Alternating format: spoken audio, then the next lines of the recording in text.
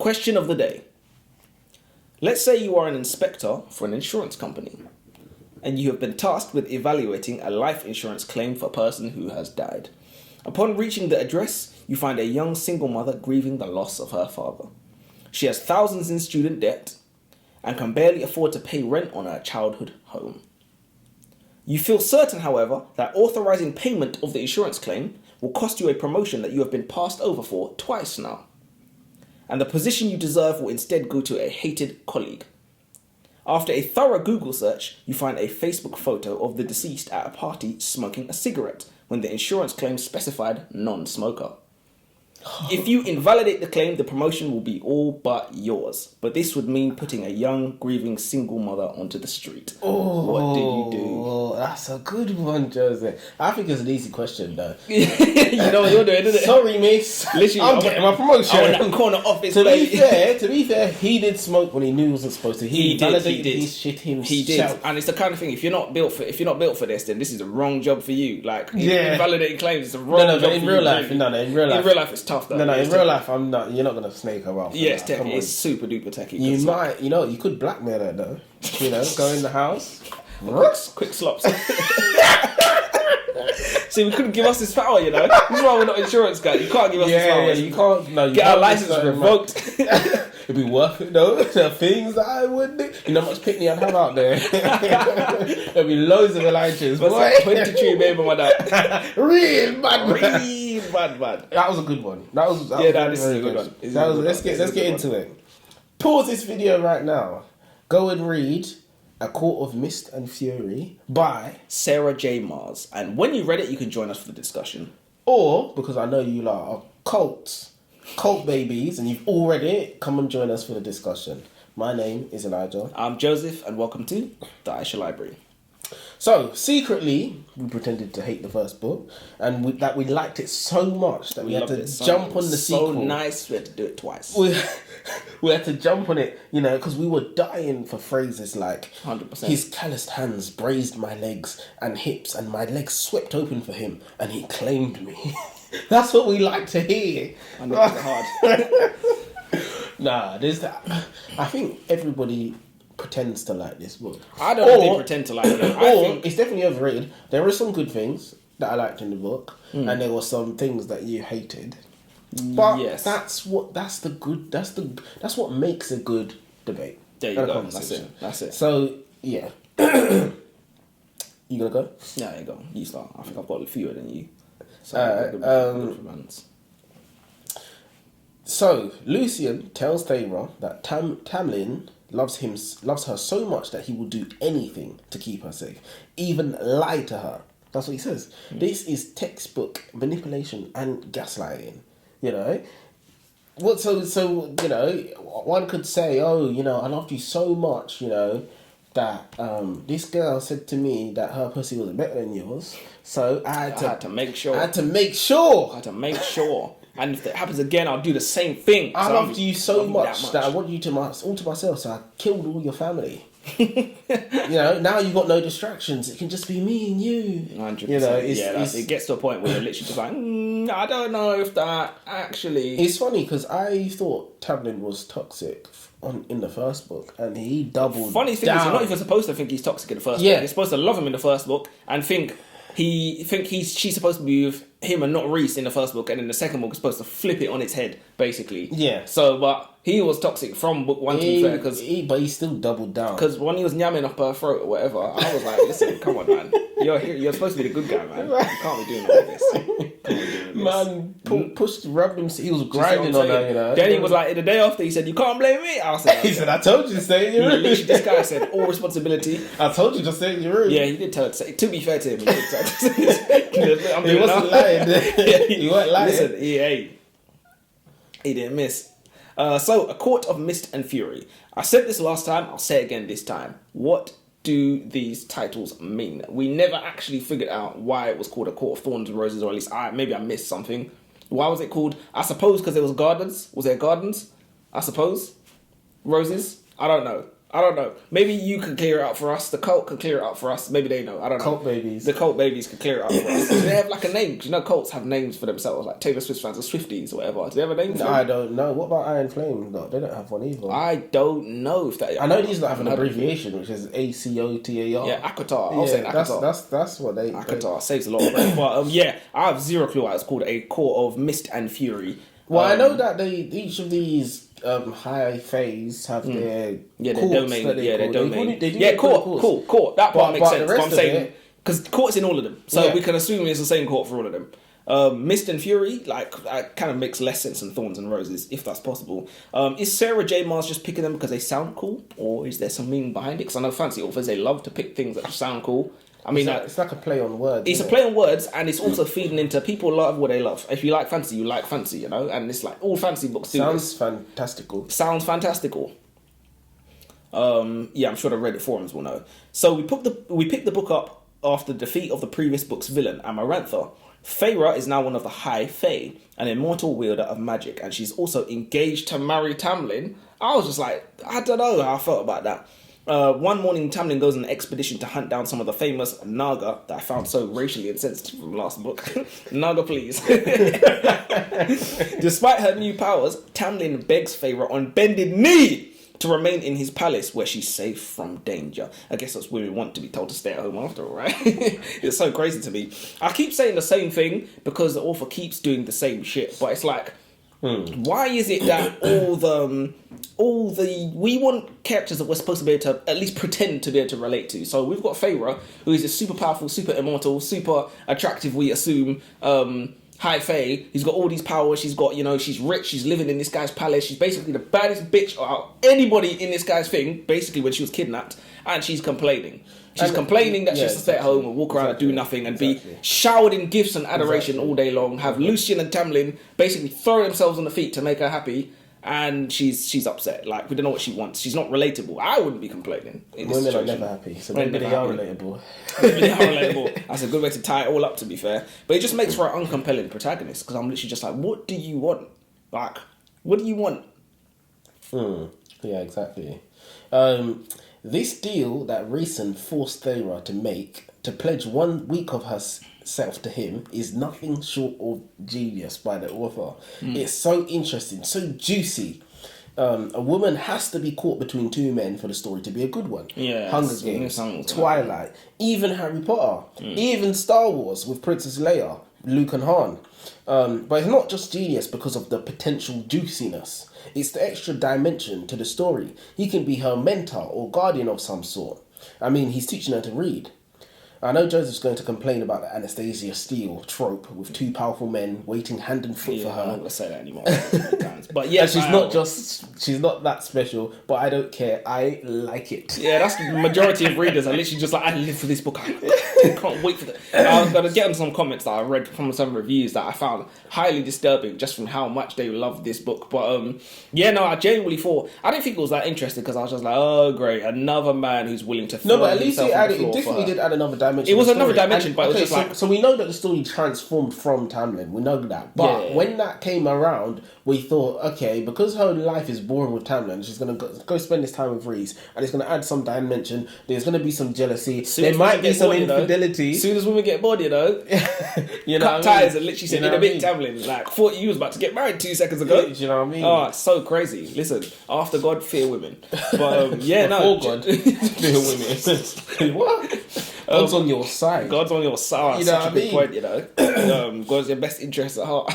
Women, them have their own interest. It's ridiculous. Yeah, I just thought it was like, another man that is going to compete for her love. And it's just like, what does she have to strive for at this moment? She could have the three of them. Let's be real, if she wanted to. Because Lucien, he's kind of patterned already. We don't really know. He's a lapdog. He seems like he's, sort of like her big brother, but that's because she's where she put him. Yeah, do you know what I mean? Because if she was trying to bring him in, he'd be in. Reel him in. He'd be in. Do you see what I'm saying? Like the rest of them. So she could have the trio now if she really wanted to. She was about that life. And now what does she have to fight for?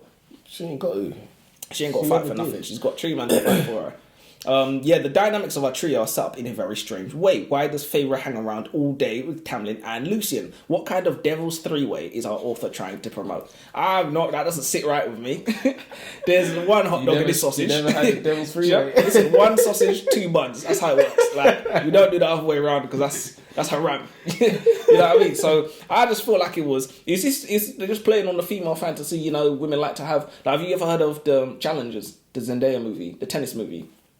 Oh yeah, no. Yeah. Oh So yeah. me and Chloe went to see that. Oh really? Yeah, we went I to see saw a snippet from the interview where someone asked Zendaya, "Who's the better kisser?" or some shit like disgraceful. that. And Disgraceful. and she was sandwiched in between the two. Yeah, guys as well. 100%. It's just, Any man involved in that should be executed.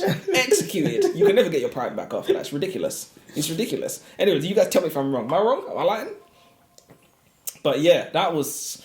Look, I can't really criticize it because it's the theme of the book. It's the theme of the book, so I can't really criticize it. And we knew what we was getting involved in, and it's like it's not really a criticism, but it's just like whoa. It made me feel something. It made me feel like a little bit whoa. Well, the book invokes emotions into you. That's why I say it's not really a criticism. It's mainly just. It's a point. Yeah. It's a point. It's a point.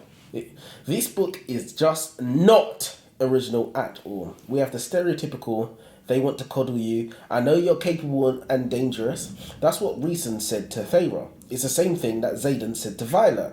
And it's the same thing that Magneto said to Jean in X-Men. This is history repeating itself. Is nobody bored of this literature? You know?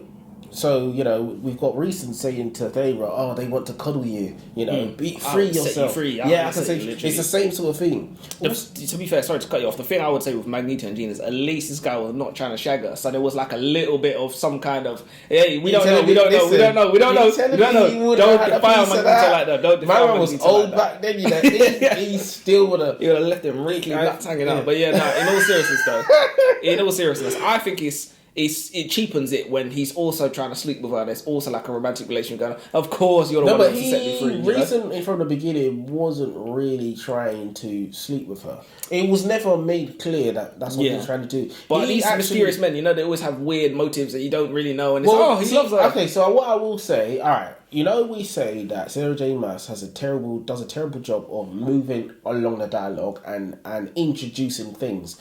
The way she introduced RHYSAND in terms of the pledge, genius. But it was done very well because obviously in the last book, Feyre was in a bad way. She needed healing. He said, "Pledge me." Da da da da. We didn't know his motivations, right? But it seemed like he was just doing it to fuck with Tamlin. That's what it seemed like. So then he brings her into his house. To be fair, he done the ultimate fucking. I would have offed this nigga a long time. I would have offed him. So then he got Feyre to his house because of the bond or whatnot, and he said, "Listen, you know, they're trying to cuddle you. They're keeping you locked up. You know, if you spend some more time with me, you can do whatever you want." So ultimate mind games, isn't it? Ultimate mind games. Because it's like she probably expected him to straight like take off your clothes or whatever. I don't know what she expected when she pulled up to his house or whatever. But it's the ultimate mind games to try and give her what she wants and let her come to him on her own. Well, I don't blame him for that. And Tamlin should have saw that coming. You can't have the next man giving your girl what she wants. You should be doing that first. As simple as that. You know, women aren't loyal. That's our girl now. You know, women aren't loyal. You know, it's our girl.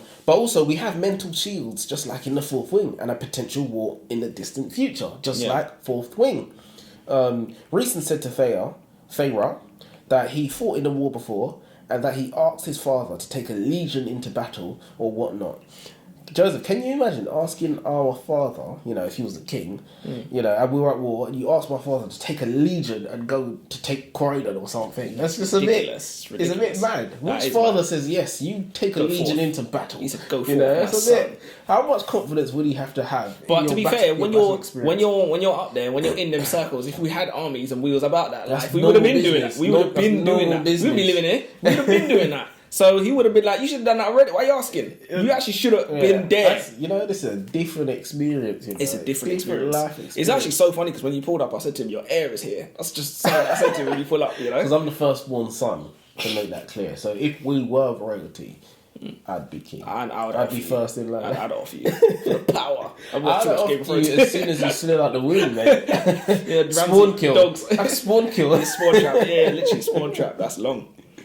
Imagine we're just joking about killing each other on camera. We're going to have to cut all of this. Wait, who started it? We're going to run back the footage to figure out who started it. Women are spoilt for choice. So we're meant to be viewing this world of Prithian through the eyes of Feyre, our dear protagonist. To that end, we are now being bombarded with the attentions of multiple suitors simultaneously. We have Lucian, who we initially thought might be a love interest, and then turns out to be more of an older brother figure, who may or may not have feelings for Feyre.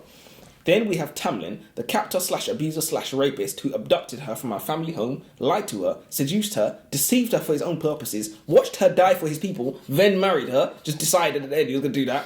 And then we have the Rhys of it all. It seems like Rhys might understand Feyre the best out of all of them. Rather than trying to control her like Tamlin or overprotect her like Lucian, Rhys seems to want to seduce the darkness out of her, something we are clearly to understand appeals to Feyre on a primal level. This is always the way with these fantasy protagonists. The message is that women would always rather be free and at risk than protected and controlled. Is that smart or dumb? Who is to say?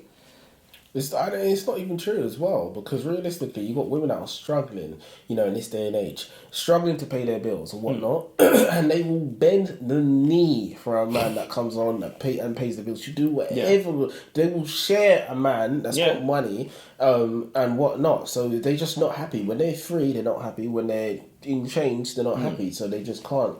It's just kind of human nature. Maybe because they're prioritising being happy rather than prioritising growing stronger, security, or even that, I don't know. So Feyre returns from the Night Court, which is Rhysand's land. Obviously, as we know, she has to stay there for 1 week in a month. The moment she arrives home, she sees that there are claw marks in the walls and that there is new furniture in Tamlin's study. He trashed the room out of frustration. The man mashed up the place. Mashed it up. Of course, this pleases Feyre to know that this powerful man has lost control over his emotions over her. Yeah. As much as I would like to roll my eyes over this stereotypical fantasy, is it not true to life? If it was your girl, would you not mash up the place? Yeah, Bean from Fantastic Mr. Fox. Yeah, that's... He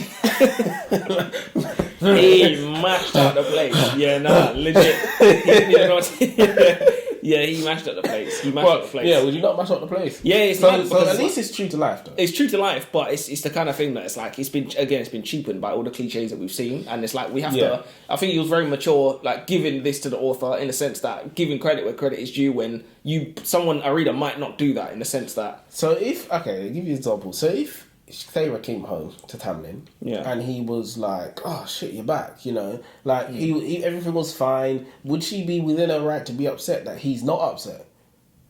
That would be the most woman thing ever, though. If she did, that would genuinely be the most woman thing ever to be upset. So I'd be like, you've been complaining this whole time about your freedom. You made the deal. She made the deal, He didn't even know. That would be the most woman thing ever. Like, she made the deal, and I swear she didn't even tell him about it as well. Like, she kept that under wraps, which is like, is that? If she made a deal and then told him about it, would that be better? She effectively planned to marry. She's pledged herself to it. Yeah, 100%. Which I thought was extremely. It was incredibly disgusting. It was incredibly disgusting. She did at the end of the day. She did do what she was going to have to do.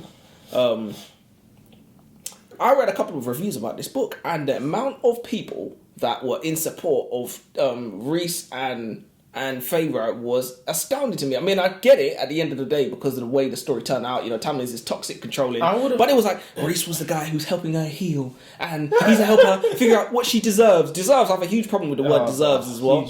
I have a huge problem with it because I was like, why does she deserve it? Like, she forgot about her family. No, but you know what? I wanted to say something about the deserve with her, but I think she's probably the character that deserves more than any other character in any other romance. Because remember, she did give her life to save how much people. So one could argue she deserves to be happy. There's an argument to be made. So I think she's owed something, some form of recompense. She's owed something. But again, she's been living life in luxury. She's super immortal, superpowers. What more do you want? Yeah. What more do you want? Yeah. Like, you want a medal? Like, I thought it was super duper crazy, and it's just crazy in the ways that a character like Rhys can really play on people's emotions, and they can really they can be ignorant, or they can willfully just ignore all the parts of him that they think are bad. And he's helping her heal, and he's the person who she deserves. She's got PTSD. And all these things. I would have liked if they didn't make Tamlin so toxic. I would have liked if there was some form of who is she gonna pick sort of thing. Yeah, when it just seemed like so straight clear. away. My man was locking her up. Come on. Locking her up in the tower. Yeah, you know what I mean? You know what I mean? He was from that happens, straight away. This is now an escape story, and it's like. Yeah.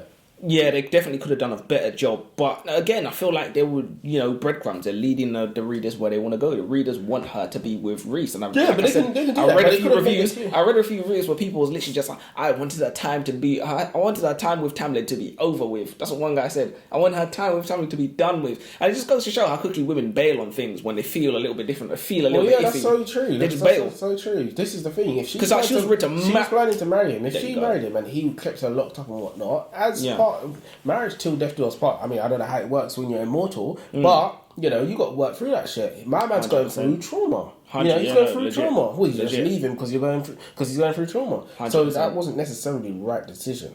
But I guess he dodged the bullet by not marrying her. She was quick to jump in the next man's bed. Jump in next man's bed is ridiculous. And after, bearing in mind, a guy who did to Tamlin what he did to Tamlin as well. That's the ultimate insult. Ultimate insult. Made him kiss the floor, and you jumped into his bed. Anybody else? And genuinely, when I say anybody else, that is the ultimate knife in the back and twist it. That's worse than fucking your man's brother. Knife in the back and twist it. That's what she did. So all bets are off. You're an enemy now. 100%. You're up. That was worse than a kick in the balls, mate. Yeah, come on. I take kicking the balls any day like that. Some like it.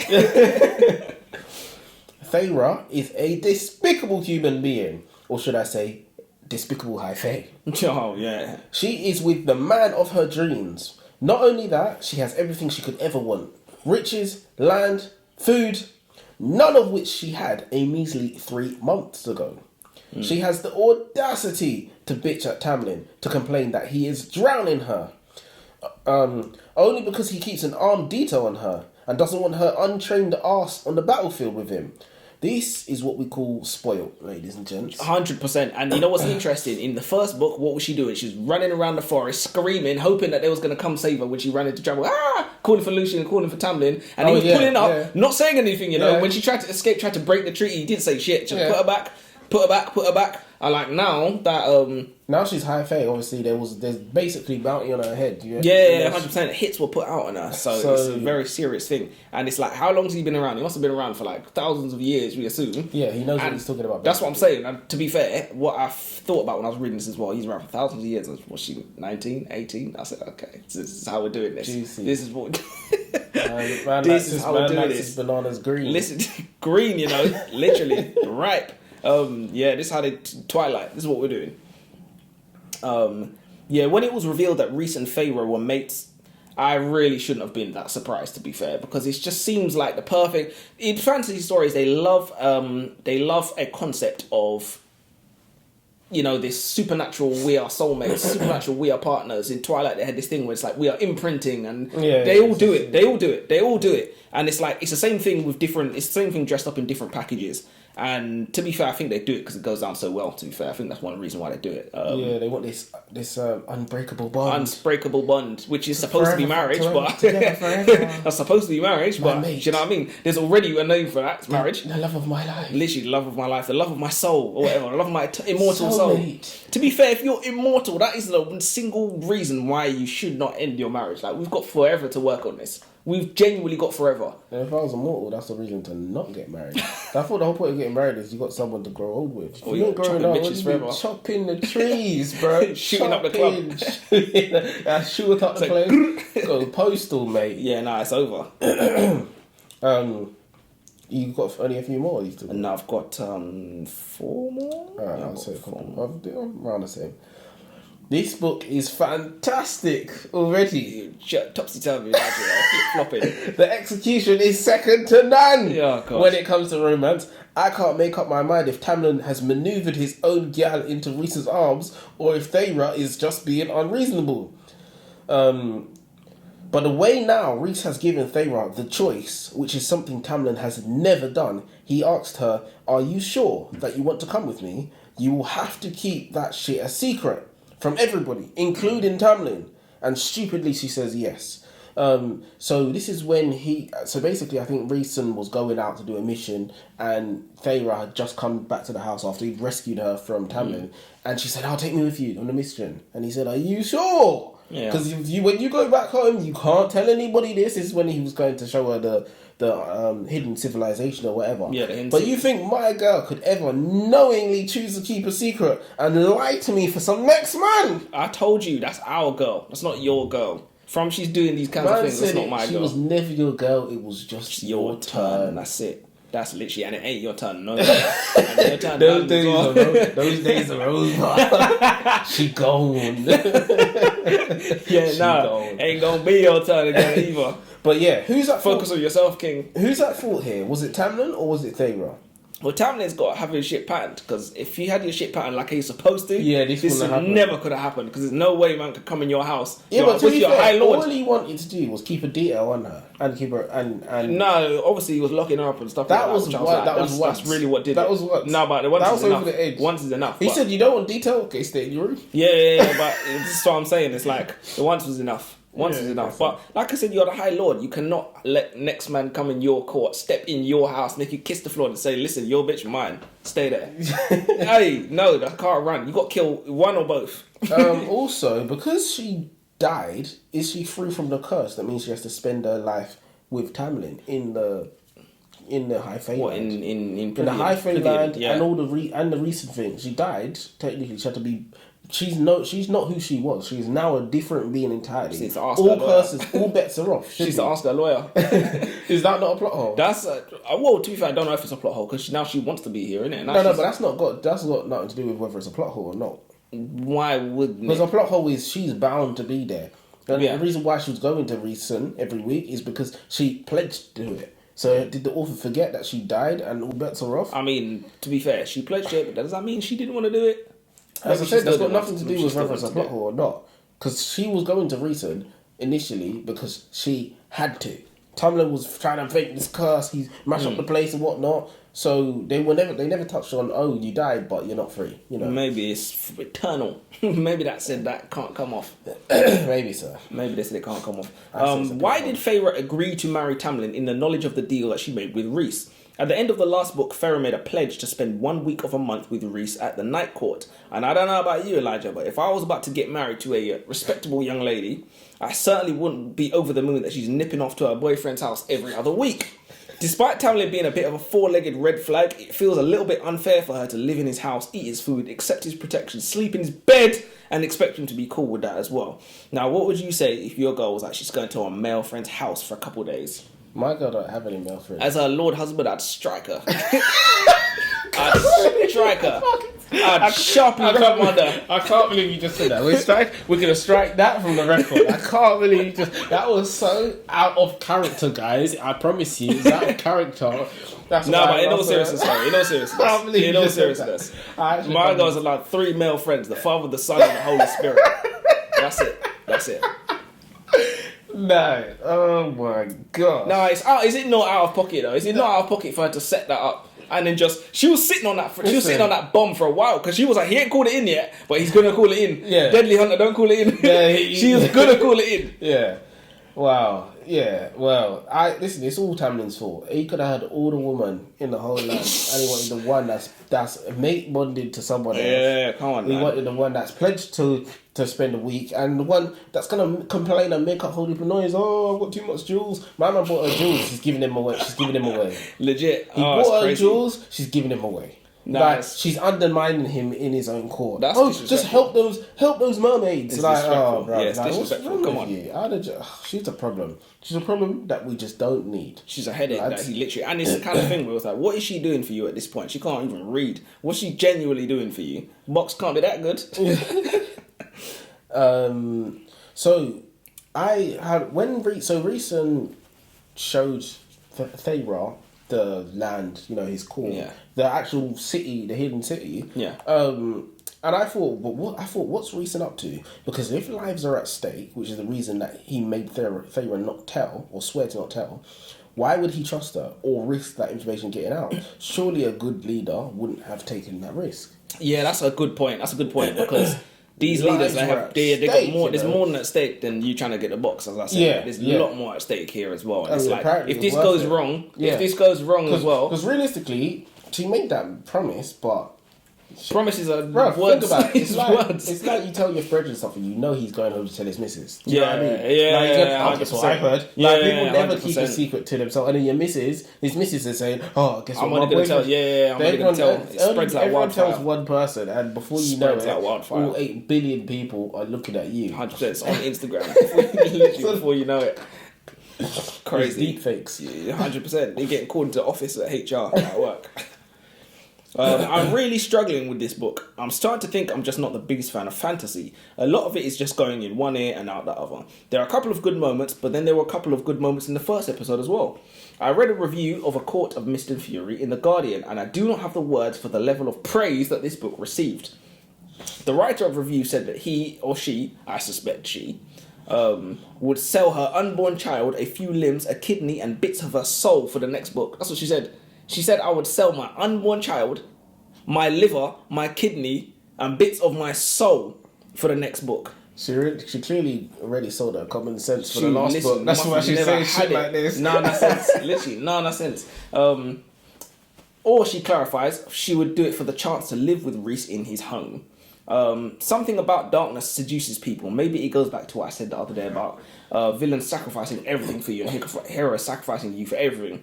In any case, Rhys literally is darkness personified. He's like the knight. He's like Batman of this universe. He's about as dark as it gets, aside from the Nagas, of course. You're not going to let that go. I'm not going to let that go. Ridiculous. And that's another problem I had with the book. These are all powerful beings, and we do not see them showcase their powers. Because it'll be over too quickly. Most of the time, quickly. most of the time, they are at the whims of other people. Most of the time, their powers are being subdued. That's a common plot trope on this. The writer or the director has characters take stupid pills. That's basically what it's called in like cinema and literature history. Like, they have to take stupid pills to avoid the conflict of being. Bro, they would wrap this up long time ago. Because like, first of all, because Rhysand's the most powerful high fate of all time or something. Jesus ridiculous Christ! like You that. didn't have to make it all time. Yeah, you could have just time. made it like around the most powerful one around. Not even just around the area. Do you know what I mean? Of all time, is most powerful of all time. What does that even mean? We don't know. How do they even know that? Exactly. Do you know what I mean? What has he even done? What does all time mean when you're immortal? Yeah. What does that mean? Yeah, that's true. They don't have a concept of all time. This book is a carbon copy of the first. Why does it feel like there are trials for Violet Sorrengal? Oh, sorry, Feyre. Sorry, the characters are too similar. They're too similar.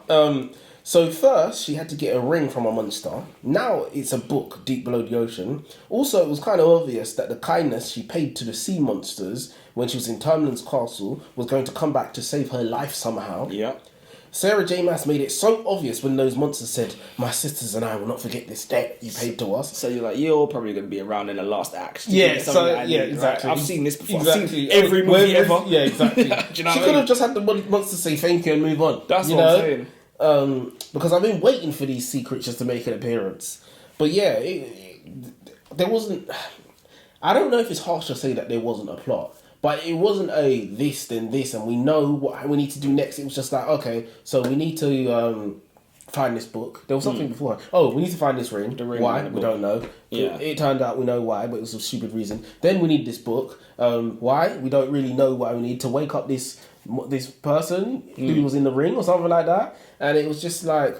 The plot really doesn't carry these books. What carries these books is the characters and the relationships between the characters. Yeah, and although I'm not a big fan of that, I can definitely see this is what is actually carrying. And the characters weren't even all that. I mean, we had 3 because we got Cassian. Yeah, we got Cassian, and that's about it. Amren. Yeah, we had Is it a female? Yeah, Female. Like, who knows? Who even knows at this point? it's just, I feel like the Cassian was alright because they actually did some character building. Was it called it character development? Between him and Zayden. Oh, sorry.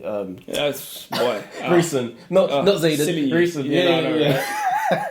With them growing up together in a camp and fighting in the mother. Yeah. So. It's ridiculous, man. Yeah, it really wasn't my cup of tea personally, but I can definitely see what the strong points about the thing. Let me do one last one. This author has some very interesting expressions. I was going to say questionable, but I'm very conscious of being too critical. A lot of my thoughts reading this book actually are quite pedantic, even nitpicky executive stuff rather than just thoughts on the plot. At one point, Feyre says, "Pain barked through my bones." I was like, barked? What an odd word to use for experiencing pain. Pain barked through my bones. Maybe it's like Like a shot. Do you see? Like it radiates. I hope so. Like, what other word for bark is there? That was the most manly bark that I could do. Anything else would look stupid. Anything else? You get because that didn't look stupid. But that you get clipped. No, if you do a proper, like the dogs came bounding over. You lot, don't just pause this video right now. Go and watch. Type in Australian attack. No, just type in "they came bounding over." Yeah, and you will know on YouTube. My and God. Some of them have seen it already. Come on, they've seen it already. He's got clips. He's got clips. Thousands of times. They made songs. They made songs. He's been immortalized. They put auto-tune. They've made songs of this guy. His wife has been immortalized for her reaction. Forget him. Oh my God, it's ridiculous. It's ridiculous. We digress. But I was wondering, is the animal imagery significant to this story? Is this a point author's trying to hammer home subconsciously? Because it's just so much animal imagery. Maybe. She's lined up with Tamlin. Tamlin's changing into an animal like half, and I'm just like, yo, what's going on? What is actually going on? Well, it's no longer bestiality anyway. It's transcended bestiality. It's beast romance now. It's not even like, it's transcended. Yes. And like, she's one of them now, so does that count? Yeah, well, I don't, yeah. Okay, so the book has started now. These lot are excommunicado, as John Wick would say. They've received 3 blood rubies. Apparently, you receive that when there's a bounty on your head. RHYSAND, Thera, and Caspian are all fucked. And barely anything came of it. I thought it was going to be madness, like John Wick. Yeah, teams like, coming in, Neo Christ. with the agents coming in. There was none of that. There was one little attack, which, again, they attacked RHYSAND and he was like a sitting duck. They fired a couple arrows into him and then he was dead in the water. He was like helpless. The most powerful Fae of all time. He was useless. He was useless. Superman. Ridiculous. But they have to nerf these people. The conflict will be over too quickly. But I just feel like these authors have to do a much better job of nerf them to begin with. Don't make them super duper duper powerful and then nerf them, because now it leaves a sour taste in the mouth. I'm just thinking what's the point of this? I thought they was going to do a madness, and it turns out they did less than nothing basically. And that's actually interesting. So with Iron Flame, the Iron Flame trilogy, I think the characters were balanced. They were nicely balanced. They can actually fight and showcase their powers and this and that. Yeah. These lot, they can't. To be fair, Violet's only overpowered. Violet's overpowered, but because she doesn't know how to use it so much, and then she's not overpowered in hand-to-hand combat and whatnot. Yeah. But with this, no one fights anyone. No one fight. I think there was one scene where there was some fighting going on with the king, and he subdued everybody. I don't really understand. Yeah. I don't really understand that scene so much. It was more about just things happening rather than action scenes. There was no Reese using it as bait and things like that. There was no fighting between high fays or anything like that. It was a love story, not an action story. It was a love story, not an action story. It was a love story, not an action story. You can't help it, can you? It's impossible to stop. It's a love story, not an action story, and I think maybe you should say that one more time. Yeah, I should say it a few more times. And the focus was, being a love story, not an action story. The focus was on the romance, obviously, which I believe the story suffered for it. I liked a little bit more action, to be fair, and it's just weird because I don't really know what I thought High Fae were. I still don't know. That's what I'm saying. I don't know. The masks. All I knew was they was wearing masks. Some of them have wings. Some of them don't have. Some of them don't have wings. Some of them get aroused by touching their wings. I don't really know what these are. They seem a bit weird, to be honest. You ain't finished. I did my last one. When they released the TV show, then we're gonna see something. Hopefully, you're gonna see something because I ain't. I won't be there. Yeah. All right. So I've got. So, Thera is RHYSAND's soulmate, which isn't original at all, but she's mad at him because he knew and didn't tell her. The reason why we tell people information is to give them a choice. It's the reason why God doesn't show himself to us. He wants us to choose to believe. And I assume that's what RHYSAND wanted to do. Because had he told Violet, yeah, you're my soulmate, that would have taken away her choice, or at least forced her hand. So, do you think he made the right decision by not telling her? I think him not telling her was probably what made him precisely the opposite of Tamlin, and what pushed her finally in that direction, because she was just like, would it have been selfish of him to tell her? I think it would have been selfish. Yeah, so not doing that. Yeah, but exactly she was annoyed that he didn't tell her. She's a woman. That's the point. That's the point. You're not meant to win. See, you're thinking like a rookie. You're not meant to win. you're meant to get shouted at. Also, do you know what? This imagine you get soul bonded or mated to a man or something. Oh, me personally. Yeah. Now, No. how does that work? There was no homosexuality in this as well, which is was it in Iron Flame? Was there? I feel like there was. Believe so. I don't remember any. Neither do I. Actually, I don't remember any. Also, does it count as indoctrination because of how Feyre reacted is socially accepted? You know, let's not communicate like adults. Leave me to sulk in silence for 3 days. Yes. Does that count as indoctrination? No, that does count as indoctrination because that's what they like to do. But they also like to talk about communication, which is just like, very oxymoronical. He was trying to explain what's happening. Oh, leave me alone. Don't talk to me. And then come over for 3 days and let's have sex and talk about getting married. And ridiculous. But this is exactly what she did with Tamlin. This is exactly the same thing. Like, feelings up here, let's get married, let's have sex all day, yada yada yada. I want you feral. Oh, sorry, that's Android. But and then as soon as feelings are down here now, she's left, jumping the next man's bed. So boy, it's a good thing that they're mated, boy, because at least you can't do that to him, to my man, innit? And I'm reading this sex scene, and I can imagine how Joseph is rolling his eyes. Of course, Rhysand has never had his wings out while having sex with anybody, and of course he does with Feyre because she's so special. Of course, the most powerful High Fae wants her, and is so bonded to all time, Feyre, literally. But yeah, in that scene, Rhysand explained that he was behind it all. We had the same thing that we had in the first book when someone was behind it all. She got us twice. Rhysand knew that he was so bonded to her in the beginning, and then he came round to the house and like he was behind it all somehow and whatever.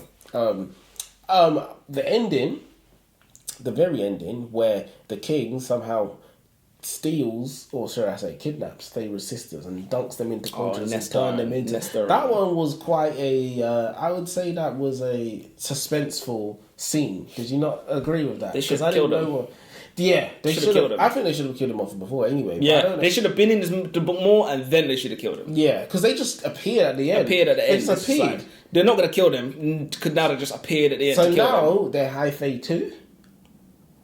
Yeah, now they're High Fae too. So what does that mean? I didn't really understand that whole scene, to be honest with you. I didn't really... I guess we're going to see more in the second book if we read it, which we third won't. book. Oh yeah, Jesus Christ. Yeah. We're done with this series though. We can see the way it's gone. And it's kind of telling as well because we are more than happy to read the next installment by Rebecca Yarros. Onyx Storm. Yes, Onyx Storm. But with this, unless you guys really want us to... Honestly, but if we were if anybody is even still watching, right, and you badly want us to watch it, write in the comments. But if we do, we will be hate reading and we will proper rip it. We will be ripping the next book. I will buy it physically to rip the pages out. Like, just get the highlights and just highlight. Yeah, no, 100%. And then we'll have a ritual where we burn the book. That's what we do. Is that going too far? Strike the match. Burn minutes. So yeah. Well, this brings us to the end of this time reading this. We're gonna read some. We're gonna get back to some good books. By the way, we still didn't work out what's called Mist and Fury. Like I'm 2 for 2 now, and we never will. And we never will. So yeah, we like to say that we end on a quote of the day, but we never actually do it. We never actually do it. And yeah, we're not gonna say subscribe to the channel. We're not YouTubers. We're not going to say, check we've out got over 100 subs. We don't need to beg 100%. You need to be begging us. No, the shoe's now on the other foot. Oh, measly 100 subs. Literally. Well, yeah, listen. That's us for today. Until next time. Until next time.